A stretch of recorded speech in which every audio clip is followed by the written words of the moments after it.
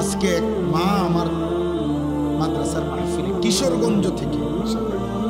কিশোরগঞ্জ থেকে এক মহিলা তার ছেলেটাকে নিয়ে আসে, আইনা আমার মাদ্রাসার উস্তাদরে দিয়া আমার কাছে ছেলেটারে পাঠাইছে।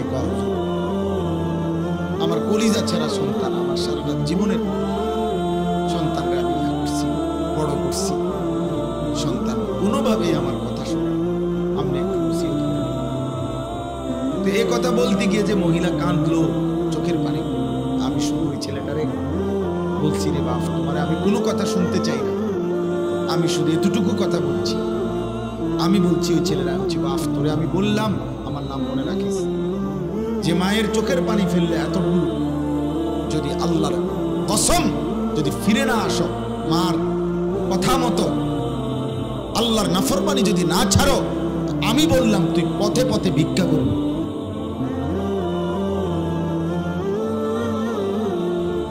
মার চোখে পানি ঝরাইয়া তুই নাফরমান কোনদিন সুখ দুনিয়ায় জন্য উড়া দুরা কয়েকদিন চলতে পারবা, এমন জায়গায় থমকে যাবা মায়েরা বদদুয়ায়, যেদিন আর ঘুরে দাঁড়াইতে পারবে।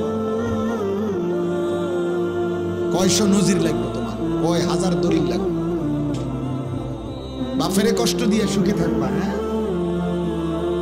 মায়ের চোখে পানি জড়াইয়া সুখে থাকবা, তোমার সমবয়সী বন্ধুরা তোমারে নিরাপত্তা দিবে, হ্যাঁ, ওই শয়তানগুলা।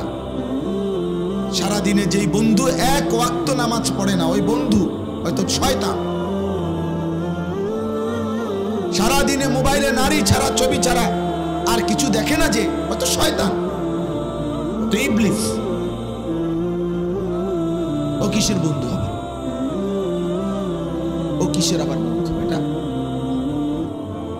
এজন্য প্রিয় ছেলেরা, আমার কথা মনে রাখো, আব্বা, আমি তোমাদেরই ভাই। এই গ্রামের এমন কেউ নাই যে আমার চেনে। বয়স্ক এমন লোক মনে হয় না কেউ আছে তা করে আমি চিনি না। আমি সবার সাথে পরিচিত মানুষ। আল্লাহর নবী সাল্লাল্লাহু আলাইহি ওয়াসাল্লাম বলছেন, বাবারাও শুনেন, ছেলেরাও শুনেন, আল্লাহর নবী বলছে, কুল্লু যুনুব ইউআখিরুল্লাহু ইলা আজালিম মুসাম্মা। হাদিসটা শোনো, নবীজি বলছে, সমস্ত গুনাহ, প্রত্যেক পাপের শাস্তি আল্লাহ চাইলে নির্দিষ্ট সময় আখিরাত পর্যন্ত, হাসরের ময়দান পর্যন্ত বিলম্ব করতে পারে, কিন্তু ইল্লা আকুল ওয়ালিদাইন, খোদার কসম নবী বলছে, তবে মা বাবার নাফরমানি ব্যতীত, মা বাবার নাফরমানি ব্যতীত নবীজি বলেন, ফাইন্নাহু লা ইয়ামুতা হাত্তা ইউআযযিবাহুল্লাহু ফিল আরদ।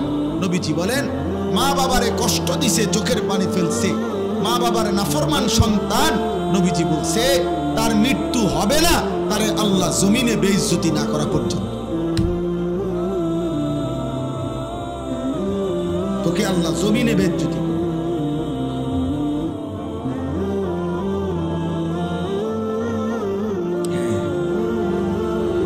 অন্তত তুমি মানুষের বেড়ি চাও, ও চিরেই দেখবা 20 বছর পরে তোমার মেয়ে যখন আরেক বেটার লোকে বাইকে যাইব, আর পুরা গ্রাম তখন জুতার বাড়ি দিব তোমারে, ছিছি করবে, তখন তুমি বুঝবা মজা নেই।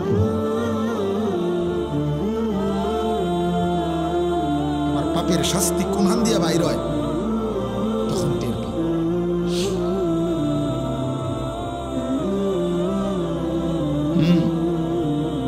আমাদের এই মুরাদনগরের একজন বড় আলেম আমার একদিন বলছেন, মেয়ে আরেক ছেলের সাথে পলায়া গেছে, বিবাহ বন্ধনে সম্পর্ক করে চলে গেছে। মা বাবা গিয়া থানার মধ্যে ওই ছেলে মেয়ের নামে মামলা করছে। মেয়ে চিঠি পাঠাইছে বাপের কাছে, আপন বাপের কাছে। চিঠির মধ্যে স্পষ্ট লিখছে, বাবা, যে কাজটা তোমরা করেছিলে সেটা যদি অপরাধ না হয়, আমার বেলায় থানায় মামলা করলে কেন? কসম খোদা,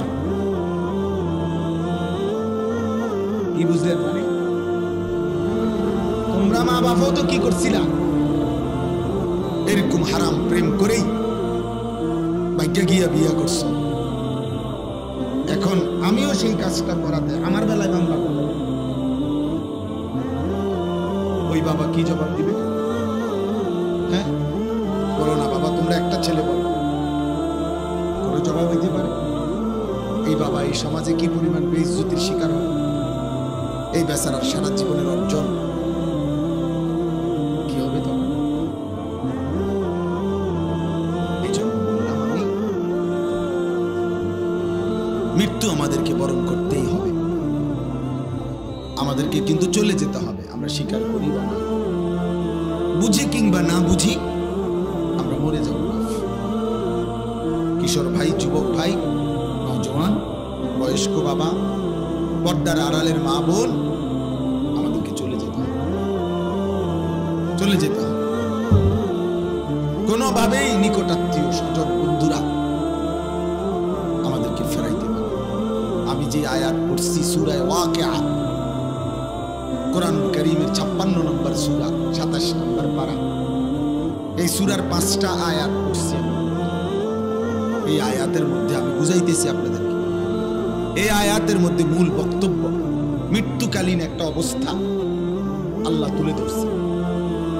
অবিশ্বাসী, কাফের, মুশরিক, মুনাফিক, নাফরমান, পাপীদেরকে বুঝাইবার জন্য আল্লাহ মৃত্যুকালীন, কোন মানুষের মৃত্যুকালীন অবস্থাটা একটা চিত্র তুলে ধরে আল্লাহ তাআলা নাফরমান পাপীদেরকে বুঝাইতে চাইছে।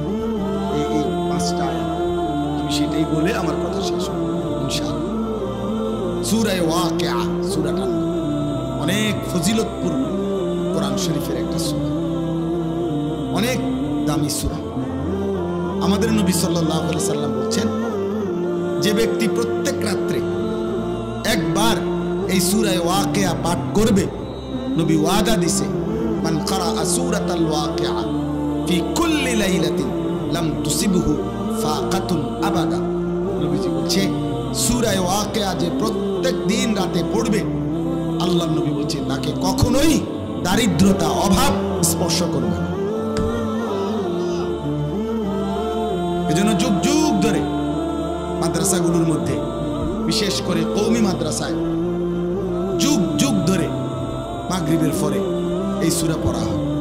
আউলিয়া বুজুর্গরা যারা পৃথিবীতে যুগ যুগ ধরে, নেককার বান্দারা মাগরিবের নামাজের পরে সূরা ওয়াকিয়া পড়ে। সূরা ওয়াকিয়া আল্লাহ নবী সাল্লাল্লাহু আলাইহি ওয়াসাল্লাম বলেন তাকে অভাব স্পর্শ। রাসূলুল্লাহ সাল্লাল্লাহু আলাইহি ওয়াসাল্লামের একজন বড় সাহাবী ছিলেন হযরত আব্দুল্লাহ ইবনে মাসউদ রাদিয়াল্লাহু তাআলা, অনেক বড় সাহাবী, জলিলুল কদর সাহাবী। নবীজির সাথে খুব বেশি যারা থাকতেন, নবীজির খাস খাদেম যারা ছিল, এর মধ্যে উনি একজন। আব্দুল্লাহ ইবনে মাসউদ ইসলামের 3য় খলিফা হযরত উসমান রাদিয়াল্লাহু তাআলা আনহুর জামানায় উনি ইন্তেকাল করেছেন। এই সাহাবী আব্দুল্লাহ ইবনে মাসউদ, তো ইন্তেকালের পূর্বে উনি অসুস্থ ছিলেন, বিছানায় শুয়ে আছেন, শেষ অবস্থা। তো হযরত উসমান মানে খলিফা, 3য় খলিফা, উসমানের নাম শুনছেন না? উনি আসছেন এই আব্দুল্লাহ ইবনে মাসউদকে দেখার জন্য। তো ওনার পাশে বৈশা, এই ছেলেরা তোমরাও শোনো, বাবা আপনারাও শোনো, দেখেন কি কয়। সাহাবী উসমান খলিফা ওই আব্দুল্লাহ ইবনে মাসউদকে ইন্তেকালের পূর্বে বিছানায় শয্যাশায়ী, নবীর সাহাবী এবং বিখ্যাত সাহাবী, ওনাকে বলতেছেন, মা তাশতাকি, হে আব্দুল্লাহ আপনার রোগটা কি? সে জিজ্ঞাসা, অসুস্থতা কি? হযরত আব্দুল্লাহ ইবনে মাসউদ উসমান রাদিয়াল্লাহু তাআলা আনহুর কথার জবাবে বললেন, যুনুবি, আমার সারা জিন্দেগীর গুনাহগুলো আমার রোগ। সাহাবী কি বলে? আমার সারা জীবনের গুনাহ আমার রোগ। এবার হযরত উসমান রাদিয়াল্লাহু তাআলা আনহু বলতেছেন, মা তাশতাহি, আপনার মনে কি চায়, আপনি কি চান, চান কি? হযরত আব্দুল্লাহ ইবনে মাসউদ রাদিয়াল্লাহু তাআলা আনহু বলেন, রাহমাতু রাব্বি, আমি আমার রবের রহমত চাই। আমার অসুখ আমার গুনাহ, আমার সুস্থতা আমার রবের রহমত, আমার মালিকের রহমত চাই, মাগফিরাত চাই।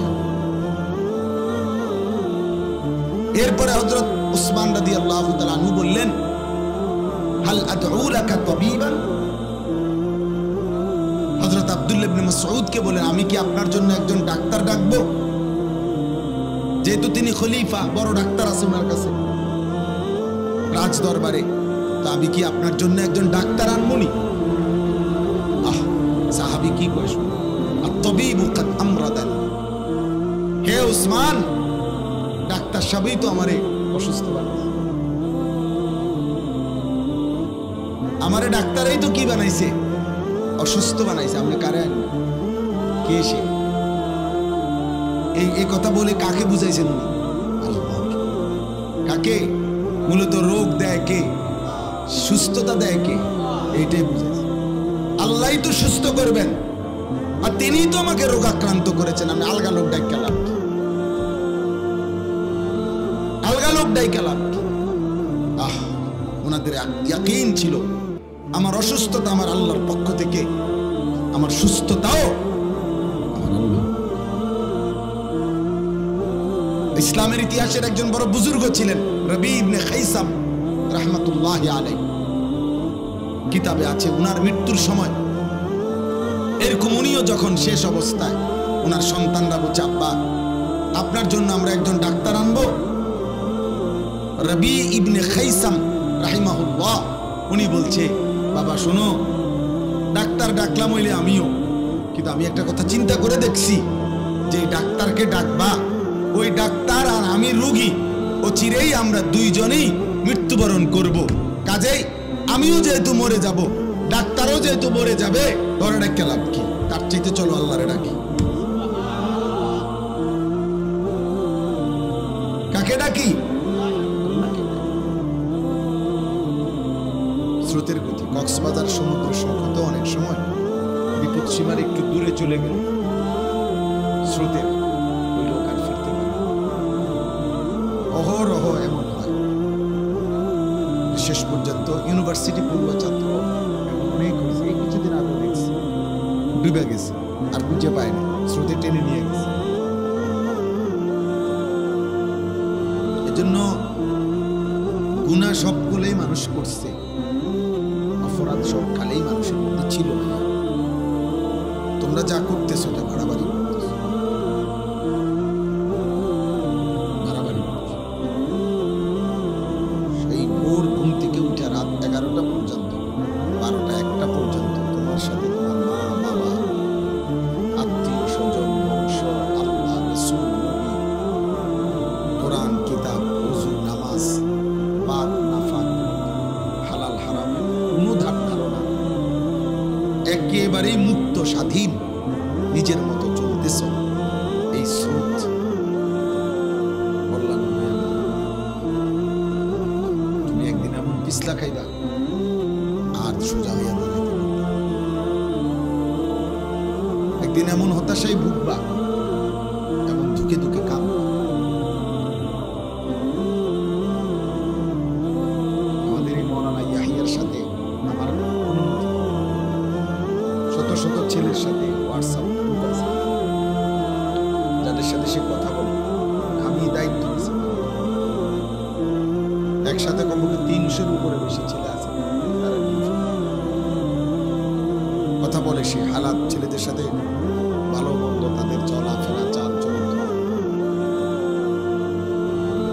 তো তোমারে যদি শুনাই যে ক্লাস 9-এর ছাত্র কি কয়, পাগল হয়ে যাবে।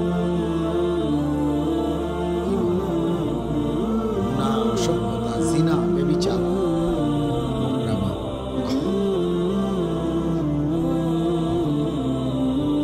এজন্য তোমার কাছে তো ভাইয়া বলবে না, তোমার সমবয়সী হয়তো তোমার সাথেই চলে ফিরে, কিন্তু তার যে জীবন সব শেষ, যৌবন সব শেষ, যৌবনের ক্ষমতাও সব শেষ, এটা তো তুমি বুঝতে না। গুনাহ, নারী, ছবি, অশ্লীলতা,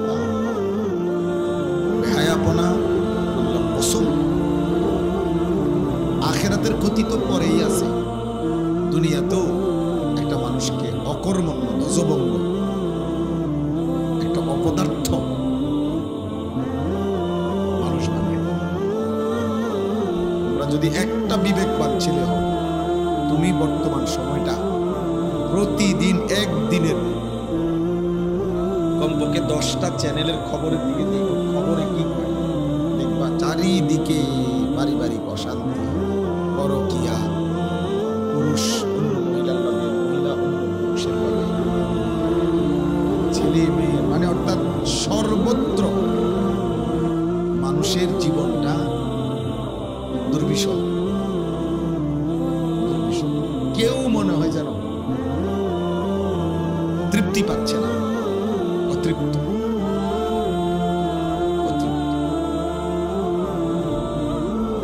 এটা অধঃপতনের অর্ধেকের কাছে পৌঁছে গেছে।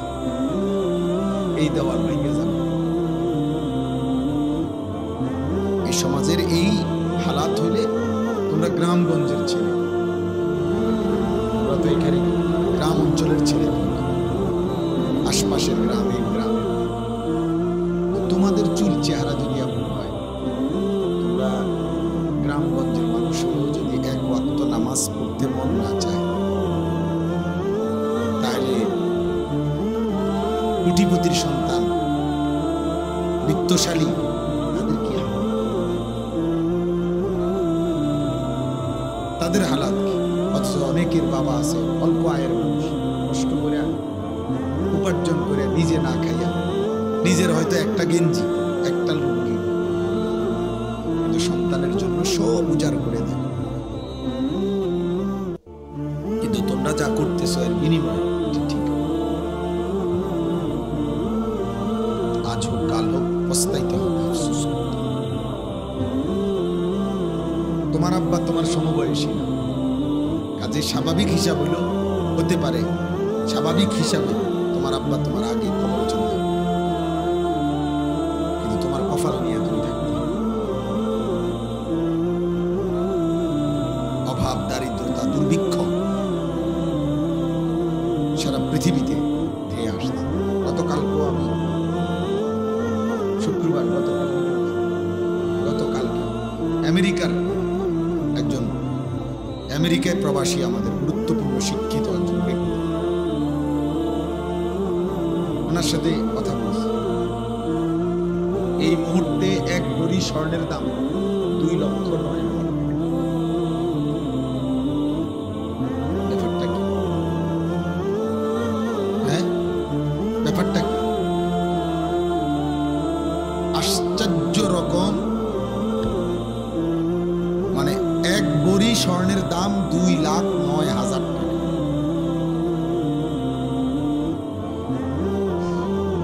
অথচ এটা অবাক করা ব্যাপার, আশ্চর্য। পৃথিবীতে, সারা পৃথিবীতে কি হইতেছে আন্তর্জাতিকভাবে, কারণটা কি? স্বর্ণের দাম এরকম আকাশচুম্বী হয়ে গেল কেন? একটা উদাহরণ দিলাম আর কি। দোস্ত, কৃত্রিম অভাব, কৃত্রিম সংকট, কৃত্রিম দুর্ভিক্ষ তৈরি করা হবে। হ্যাঁ, উনি আরো অনেক তথ্য দিচ্ছেন যেগুলা এমনি স্বাভাবিক সবার সাথে বলা। এই জন্য বললাম, ধরে নাও পকেটে টাকা আছে কিন্তু মার্কেটে পণ্য নেই। ধরে নাও মার্কেটে পণ্য আছে, পকেটে টাকা নেই। তখন কি করবো আমরা? বলে একজন উচ্চ পদস্থ ব্যক্তি, আমার মুসলমান, শুনেছি বা যতটা আপনি এখন কথা বলেন, ওনার একজন লোক বাংলাদেশের কুমিল্লা ছাতিপট্টির বড় জুয়েলার্সের মালিক, স্বর্ণ ব্যবসা। উনি বলতেছে খুচরা কাস্টমার নাই বললেই চলে, কে কিনবে 2 লাখ? খুচরা কাস্টমার নাই, অর্থাৎ একটা শ্রেণী ভিক্ষুক হয়ে যাবে। আর যারা এগুলারে মজুত করে লাইতেছে, তারা কৃত্রিম ভাবে পৃথিবীতে অনেক বড় সংকট তৈরি করবে। এটা একটা বললাম, অসংখ্য বিষয়। এজন্য দোস্ত আমি এখানে অর্থনীতি বুঝাইতে আসি বা পণ্ডিতি কথা বুঝাইতে আসি। আমার উদ্দেশ্য হলো তোমরা আমরা যেভাবে আমাদের আল্লাহর সাথে সম্পর্ক ছিন্ন করতেছি, আল্লাহকে যে পরিমাণ নারাজ করতেছি আমরা, আমাদের উপরে বড় সড় মুসিবত আসে।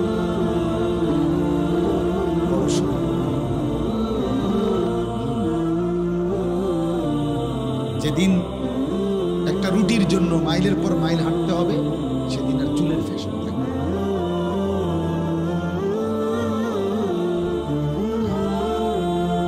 বাংলা ভাষায় একটা কবিতা ছিল আগে, অনেক আগে দুর্ভিক্ষের সময়, যে ভাত দে নয়তো মানচিত্র কি লেখা। অভাবের তাড়নায় কবি বলছিল যে ভাত দে নয়তো কি মানচিত্র, মানে পুরো দেশ কি লেখা। এটা এই ছবিটা তো আছে এখনো, আমরা তো ছোটবেলায় করছি।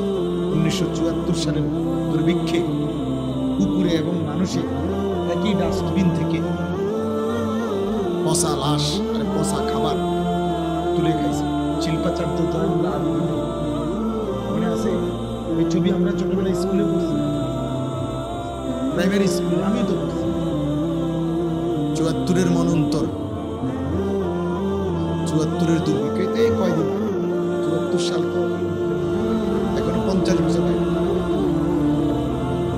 বা একবার মুখোমুখি 51 বছর। এজন্য বাবা আমি বললাম, প্রিয় ভাই, এত অসভ্যতা, এত চরিত্রহীনতা একজন সুস্থ স্বাভাবিক মুসলমান করতে পারে। তোমাদের চেহারা দেখলেই বোঝা যায় বাপ, সারা দিনে মোবাইল ছাড়া, নারী ছাড়া, ছবি ছাড়া, উলঙ্গপনা ছাড়া আর যে কোনো কাজ নাই তোমাদের হাতে, এটা চেহারা দেখলে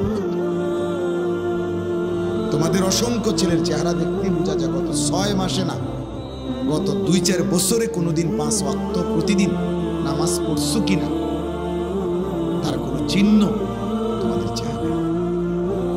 কি খবর বাপ, এত নষ্ট হয়ে গেল? কে তোমাদেরকে বলে দিল যে আর কোনো বিপদ হবে না? এত নিরাপত্তা পেয়ে গেলা কেন? তোমার আব্বা বিদেশে যাবে, তোমার আব্বা বিদেশ মনে করছো এই জন্য না, মানে বিদেশের উপরে কোনো মুসিবত আসবে না, কথা বলে না। ইউরোপের উপরে কোনো মুসিবত আসতে পারে না, মধ্যপ্রাচ্যের উপরে কোনো মুসিবত আসতে পারে না। তিন আরব না, 3 তা আরবের অংশ। 52 বছর যে জুলুমের শিকার ছিল তা আরব। মানের মধ্যে আরব দেশ ইয়ামান, লক্ষ লক্ষ মানুষ ভিখারি ক্যাম্পে থাকে, শরণার্থী শিবির। এজন্য প্রিয় ভাই, আমি আমার কথা শুরু করতে চাচ্ছি, কিন্তু আমি দেখলাম তোমাকে চেহারা দেখে, মোবাইলের স্টাইল দেখে বলছি, তোমরা মানে খুব রঙের সাগরে ভাসতেছ। তোমাদের যে কোনো দিমাগ আছে বোঝা যায় না। তোমাদের মার কষ্ট, বাবার কষ্ট, উপার্জনের কষ্ট, একটা একটা টাকা রোজগার করার যে কি কষ্ট তোমরা বুঝতেছ। তোমরা মনে করছো তোমার আব্বা এমন একটা মেশিনের নাম, বাপ মানে একটা মেশিন যেটা টিপ দিলে টাকা বাইর না বাপ। বরঞ্চ আমি বলছি, সেদিন আমি এক জায়গায় দাঁড়ায় দাঁড়ায় দেখছি একজন লোক সিমেন্টের বস্তা ট্রাকের থেকে গোডাউনে নিয়ে ফেলাইতেছে, যে তার মাথার চুল থেকে পায়ের ঘামে আমার কাছে মনে হচ্ছে বেচারা পানি চুল, এই পরিমাণ ঘাম তার শরীরটার মধ্যে। আমি অনেকক্ষণ দাঁড়ায় দাঁড়ায় দেখছি, এক বস্তা সিমেন্টের জন্য তাকে এই মুখটা কমপক্ষে মনে করেন এখান থেকে ওইখানে 5টা মিনিট, এরপরে গিয়ে গোডাউনে ফেলায়। এক এক বস্তা সিমেন্ট, 50 কেজি সিমেন্ট। এই সিমেন্টের বস্তাটার জন্য এই লোকটার পিঠটা বাঁকা হয়ে যায়। প্রতিবার বস্তাটা ফেলাইয়া সে ছোট একটা গামছা দিয়া কপালের ঘাম আবার আরেকটা বস্তা লেগে যায়। এইভাবে প্রত্যেক বস্তায় সিমেন্ট ট্রাকের থেকে গোডাউনে তুইলে 7 টাকা 8 টাকা, সর্বোচ্চ যদি 10 টাকা হয়। 10 টাকা নাই সব জায়গায়, আমি জিজ্ঞাসি। তাহলে 50 বস্তা যদি সিমেন্ট নামাইয়া থাকে বেচারা, 50 বার তার কোমরটা বাঁকা হয়ে গেছে। আমার ডাক্তার আমার এই যে কোমরে বেল্ট,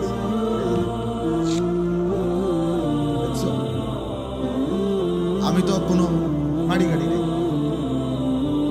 আমি কোনো সিমেন্টের বস্তা নাই, আমার শুধু এই বসে থাকি মাহফিলে বসতে বসতে আমার কোমরের ব্যথার কারণে আমার ডাক্তার বলছে এটা বেল্ট বাইন্ধা রাখতে, নাই তো আমার কষ্ট হয়। এবং বলছে যে আপনি উপর হইয়া একটা পয়সাও মানে একটা কাগজ উঠাবেন, ডাক্তার সাহেব সোজা বসবেন, সোজা দাঁড়াবেন। খাটের থেকে শোয়ার সময় উঠা, যখন খাটের থেকে বসবেন, ঘুমের থেকে উঠবেন, বলছে দুনো হাতে ভর দিয়া তারপরে বসবেন। অথচ আমার ব্যথাটা সামান্য, আমি তো এত বেশি কোমর বাঁকা করি। তাহলে ভাইয়া এত কষ্ট করে 500টা টাকা মিলাইয়া সারাদিনে, সেখান থেকে তোমারে 200 টাকা দিছিল, তুমি সন্তান, তোমার হয়তো পড়ালেখার কথা বলছো, তোমার হয়তো প্রয়োজনে বলছো, এই জন্য আব্বাই তোমার এই ঘাম ঝরানো টাকার থেকে 200টা টাকা দিছে। সেই টাকা দিয়ে তুমি জানোয়ারে বাইরে এমনি ঢুকাইয়া উলঙ্গ ছবি, তোমার মতো নিকৃষ্ট জানোয়ার আর কোন মানুষের বাচ্চা হতো।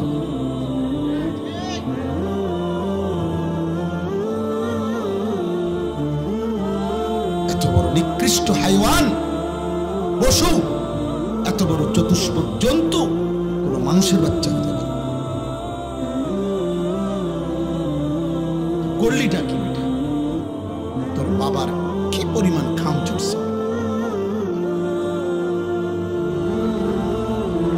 এক বাটি ভাত যদি তার মায় বলে যে দিয়ে তোর আব্বারে দোকানে যেতে পারতো, এদের শয়তান বন্ধু নামের শয়তান, এই শয়তানরা দাঁড়ায় রয়েছে রাস্তা, এই শয়তানদের সাথে সে মোবাইল টিপতে যাবে, উলঙ্গ ছবি দেখতে যাবে। এই জন্য শয়তান বন্ধু নামের শয়তানদের লোক আড্ডা দেওয়ার জন্য বাপের বাড়িটা শুধু মায়ের বাইরে দিছে, বাদ দোহানে কত দিয়ে যাবে তো পারতো, লইয়া ছুটছে ধমকের লগে। পরের বেলা মার ভয়ে, আতঙ্কে, সন্তানের ভয়ে মা আর কোনোদিন বলে না, বাপে সন্তানের ভয়ে আর কোনোদিন বলে না। হয়তো দুপুর 2টার খানা বাপ মাগরিবের আগে হয়তো খায়, তবুও সন্তানকে বলে না যে তে যে পরিমাণ অসিব্য, তে যেভাবে গারফাত দেয়, থাক তারে কই।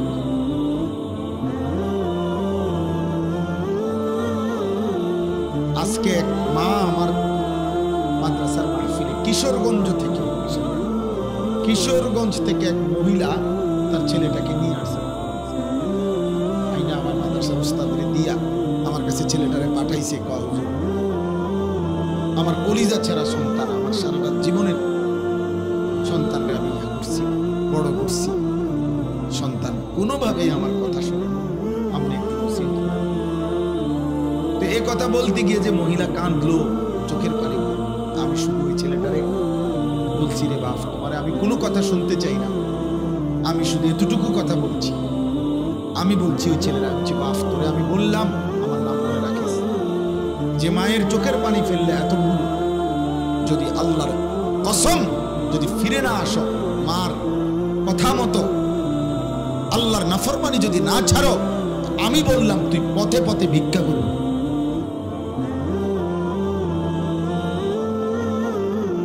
মার চোখে পানি ঝরাইয়া তুই নাফরমান, কোনদিন সুখ দুনিয়া জন্য পুরা দূরা কয়েকদিন চলতে পারবা, এমন জায়গায় থমকে যাবা মায়েরা বদদুয়ায়, যেদিন আর ঘুরে দাঁড়াইতে কয়শো নজির লাগবে তোমার, কয় হাজার দলিল লাগবে। বাপেরে কষ্ট দিয়ে সুখে থাকবা, হ্যাঁ মায়ের চোখে পানি জড়াইয়া সুখে থাকবা। তোমার সমবয়সী বন্ধুরা তোমারে নিরাপত্তা দিবে। হ্যাঁ, ওই শয়তানগুলা। সারাদিনে যেই বন্ধু এক ওয়াক্ত নামাজ পড়ে না, ওই বন্ধু হয়তো শয়তান। সারাদিনে মোবাইলে নারী ছাড়া, ছবি ছাড়া আর কিছু দেখে না, যে হয়তো শয়তান, হয়তো ইবলিস। ও কিসের বন্ধু হবে? ও কিসের আবার বন্ধু? এটা এর জন্য প্রিয় ছেলেরা, আমার কথা মনে রাখো আব্বা, আমি তোমাদেরই ভাই। এই গ্রামের এমন কেউ নাই যে আমারে চেনে না। বয়স্ক এমন লোক মনে হয় না কেউ আছে যা করে আমি চিনি না। আমি সবার সাথে পরিচিত মানুষ। আল্লাহর নবী সাল্লাল্লাহু আলাইহি ওয়াসাল্লাম